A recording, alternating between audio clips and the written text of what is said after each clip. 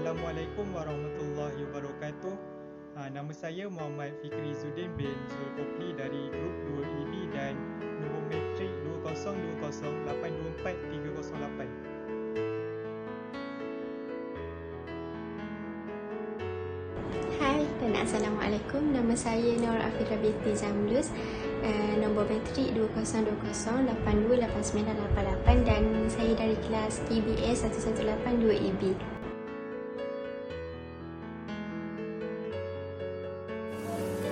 Assalamualaikum warahmatullahi wabarakatuh. Nama saya Nur Amira Zahirah binti Zulkifli.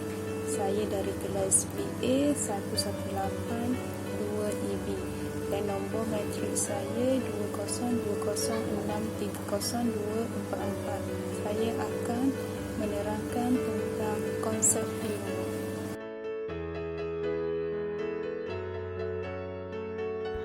Assalamualaikum warahmatullahi wabarakatuh. Nama saya Nur Aina Nadira binti Ramli. Nombor matrik saya 2020600818. Saya dari kumpulan BA 118-2EB.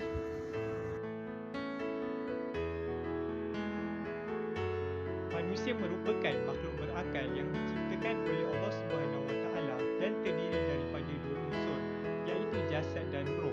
Menurut Al-Quran, surah Al-Baqarah ayat yang ke-30, kejadian Nabi Adam AS sebagai manusia pertama yang telah dibekalkan ilmu untuk membolehkannya menjalankan tugas sebagai khalifah di bumi dan diajarkan oleh Allah Subhanahu Wa Taala untuk mengetahui segala benda.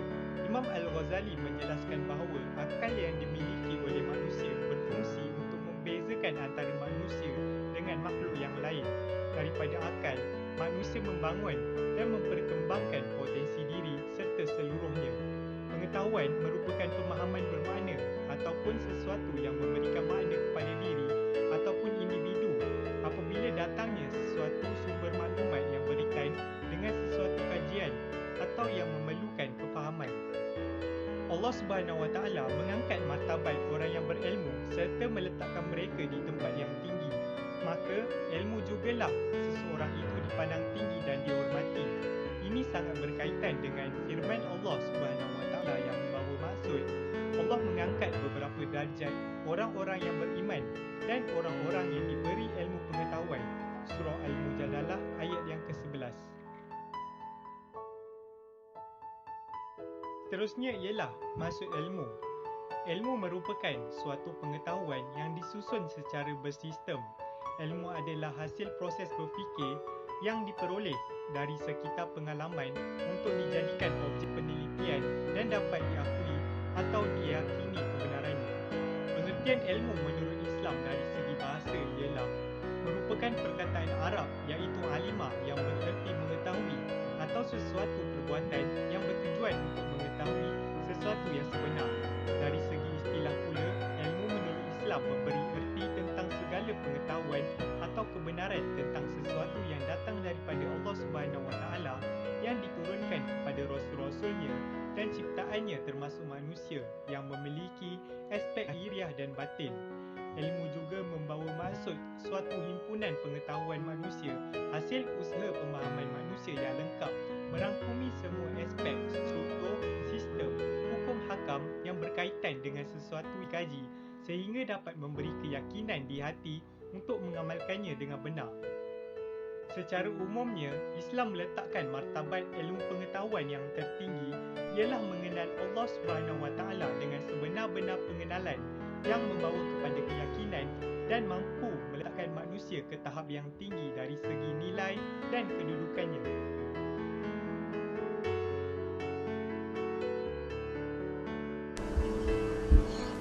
Konsep ilmu. Ilmu diperlukan oleh semua manusia untuk memandu dan membangunkan kehidupan individu, keluarga, masyarakat dan negara.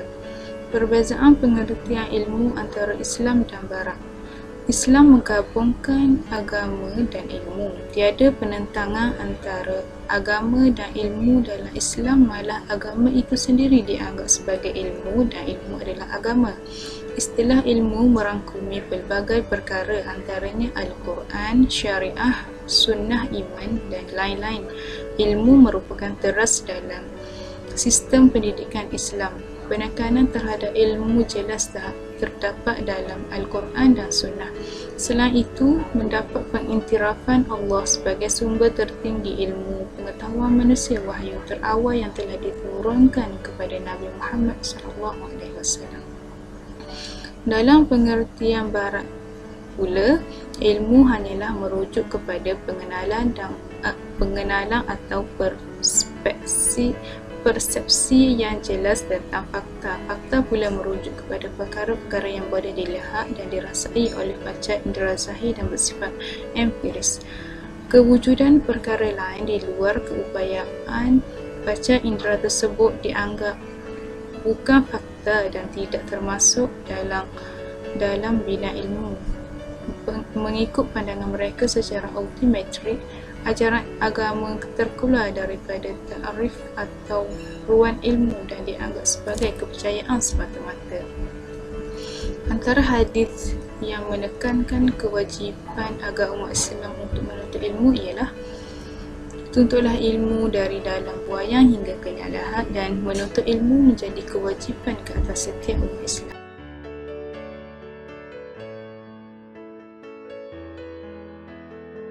Ilmu dalam Islam. Yang pertama, orang berilmu diangkat darjatnya. Allah berfirman dalam surah Al-Mujadilah, sesungguhnya Allah akan meninggikan orang-orang yang beriman di antara kamu dan orang-orang yang diberi pengetahuan dengan beberapa derajat. Allah SWT telah memberikan banyak kenikmatan. Sekiranya tidak menggunakannya dengan baik, maka kita akan menjadi orang yang rugi. Yang kedua, orang berilmu takut kepada Allah. Dalam surah Fatir ayat 28, Allah berfirman, dan juga di antara manusia, makhluk bergerak yang hidup dan ternakan, terdapat pelbagai warna dan jenis. Di antara hamba-hamba Allah yang takut kepadanya hanya para ulama. Sesungguhnya Allah itu Maha Perkasa lagi Maha Pengampun. Yang ketiga, orang berilmu akan diberi kebaikan dunia dan di akhirat. Allah menganugerahkan al-hikmah, pemahaman mendalam tentang Al-Quran dan Sunnah kepada siapa yang dia kehendaki. Dan siapa pun yang diberi kebijaksanaan, dia memang telah diberikan banyak hadiah. Dan hanya mereka yang mempunyai akal yang dapat mengambil pelajaran. Hadis Nabi Muhammad, menuntut ilmu itu wajib bagi setiap Muslim. Dalil Al-Quran, Allah menerangkan saranan untuk menuntut ilmu di dalam Al-Quran, surah Al-Mujadalah ayat 11. Hai orang-orang beriman, apabila dikatakan kepadamu berlapang-lapanglah dalam majlis, maka berlapanglah. Nescaya Allah akan memberi kelapangan untukmu. Dan apabila dikatakan berdirilah kamu, maka berdirilah. Nescaya Allah akan meninggikan orang-orang yang beriman di antaramu dan orang-orang yang diberi ilmu pengetahuan beberapa darjat. Dan Allah Maha mengetahui apa yang kamu kerjakan. Akhir sekali, Prof. Dr. Syed Nephew Al-Atas telah mendefinisikan ilmu sebagai kedatangan makna pada seseorang yang menyebabkan perubahan berlaku berdasarkan pengetahuan yang diperoleh.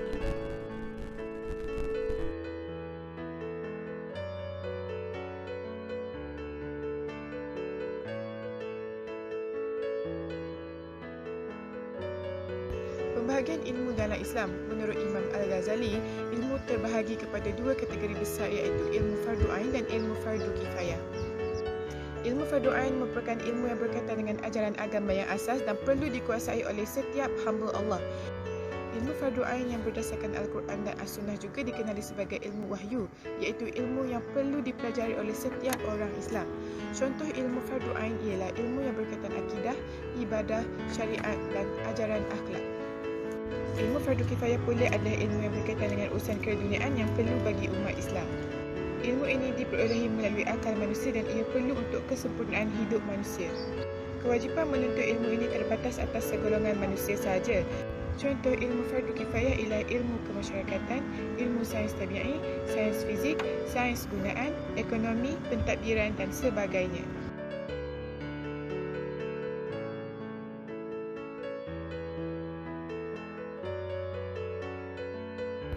pembahagian ilmu menurut Ibnu Khaldun pula terbahagi kepada dua bahagian, iaitu ilmu nakliyah dan ilmu akliyah. Ilmu nakliyah terbahagi kepada dua kategori, iaitu ilmu bersumberkan syariat iaitu wahyu seperti Al-Quran dan As-Sunnah, dan ilmu bukan bersumberkan wahyu seperti ilmu hadis, ilmu usul fiqh, ilmu kalam dan ilmu tasawuf. Ilmu akliyah pula adalah hasil daripada akal dan pemikiran manusia yang berhubung rapat dengan kemajuan dan peradaban manusia. Ilmu akliyah terbahagi kepada 4 kategori, iaitu ilmu logik seperti mantik, ilmu fizik, ilmu metafizik seperti perkara gaib dan ilmu pembelajaran.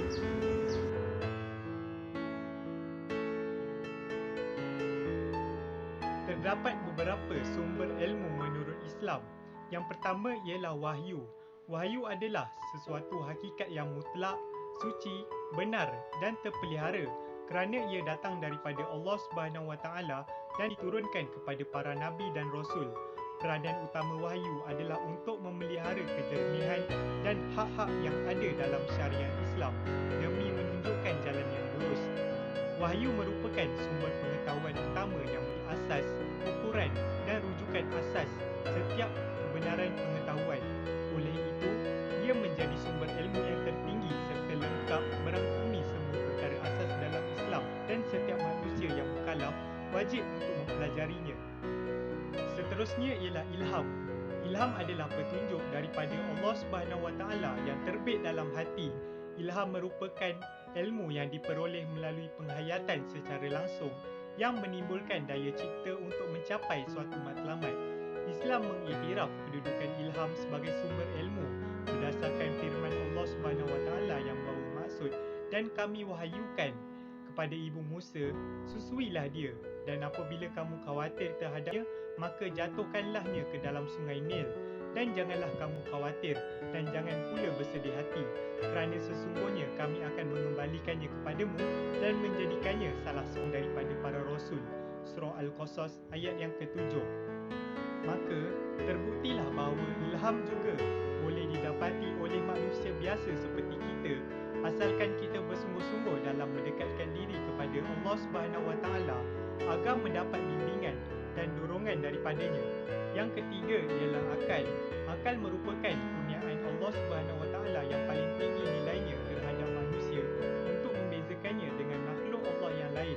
Dengan adanya akal, manusia dapat membezakan perkara baik dan buruk. Menurut Imam Al-Ghazali, ilmu diperoleh melalui akal dengan syarat akal itu mestilah diaraf kepada pemikiran atau fitrah akal yang positif. Akal digunakan untuk berfikir dan memahami sesuatu sehingga menghasilkan pengetahuan. Oleh itu, Islam mengiktiraf akal sebagai sumber ilmu pengetahuan, namun perlu dibimbing oleh wahyu dan mencari kebenaran kerana sifatnya yang terbatas dan lemah. Dan yang terakhir ialah panca indera. Kadang-kala sumber ilmu itu boleh diperoleh bersumberkan deria atau tanggapan panca indera manusia. Pengetahuan amat bergantung kepada pengalaman dan pengamatan.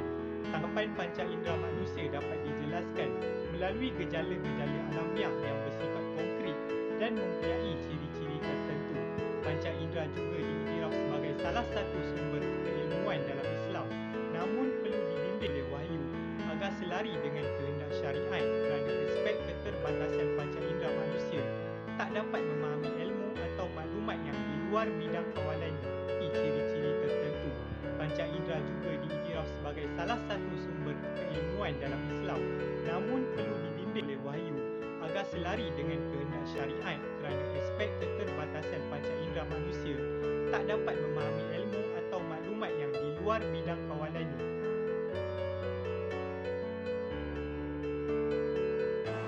Seterusnya kita beralih kepada kepentingan ilmu. Penerapan ilmu kepada anak-anak tidak kira peringkat umur amat digalakkan oleh agama Islam sejak dahulu lagi. Amanah yang dikurniakan oleh Allah SWT kepada umat manusia haruslah dijaga sebaik-baiknya dengan memberi didikan yang sempurna dan seimbang duniawi dan ukhrawi bagi membentuk jati diri yang teguh dan Muslim yang sejati dan sebenar. Sesungguhnya apabila tiada ilmu pengetahuan dalam diri sendiri, hidup manusia akan berada dalam kegelapan kerana ilmu itu ibarat cahaya kehidupan. Tanpa ilmu, manusia juga tidak dapat membezakan antara perkara baik atau buruk, serta kehidupan manusia tidak akan maju ke hadapan. Oleh itu, dengan adanya ilmu pengetahuan, manusia akan terselamat dari tipu daya syaitan dan orang yang tidak berhati pedut di sekeliling mereka. Sesungguhnya manusia diwajibkan untuk menuntut ilmu sebanyak yang mungkin ketika masih hidup kerana kelebihan dan ganjarannya amatlah besar. Antaranya adalah Allah Subhanahu Wa Taala akan memudahkan urusan mereka di dunia dan juga di akhirat. Seterusnya, dalam satu hadis yang dikarang oleh Imam An-Nawawi berkata, barang siapa beramal dengan apa yang diketahuinya, Allah akan mewarisi untuknya ilmu yang tidak diketahuinya. Dan yang ketiga adalah orang-orang yang berilmu pengetahuan akan dihormati dan dipandang tinggi oleh masyarakat sekeliling. Dan orang yang berilmu sangatlah beruntung kerana ilmu adalah jiwa dan harta yang tidak akan habis, bahkan dapat berkongsi dengan orang lain yang sudi menerimanya dengan ikhlas. Oleh itu, kepentingan dan kelebihan menuntut ilmu telah dinyatakan di pelbagai platform internet supaya lebih ramai manusia yang menyedari kehebatan ilmu pengetahuan. Sesungguhnya ilmu pengetahuan itu amatlah berharga dan ilmu itu tidak akan diperoleh jika tidak dicari dan dipelajari. Kesimpulannya, semua orang perlu berusaha untuk mencari ilmu sebanyak yang mungkin dan terus bertambah dari masa ke semasa, serta sentiasa berdoa agar mudah untuk menimba ilmu pengetahuan.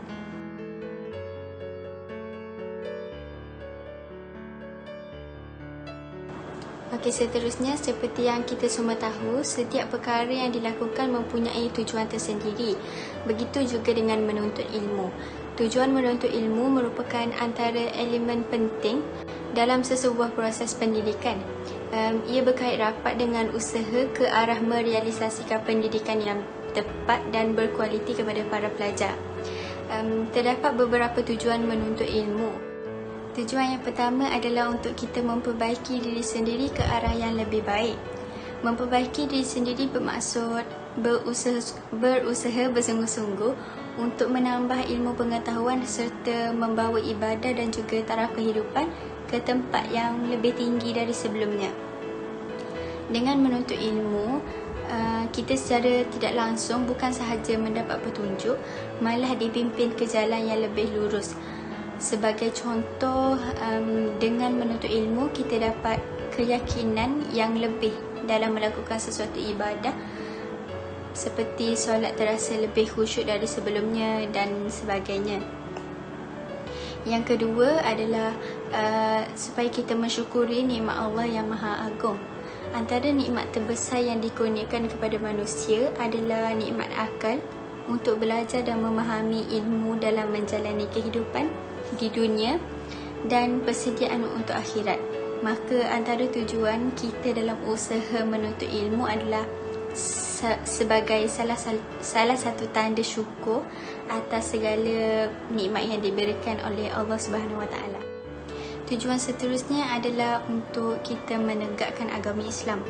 Menegakkan agama Islam bermaksud memuliakan, mengamalkan perintah dan larangannya, melaksanakan hukum hakamnya dan menyebarkannya dengan pelbagai cara.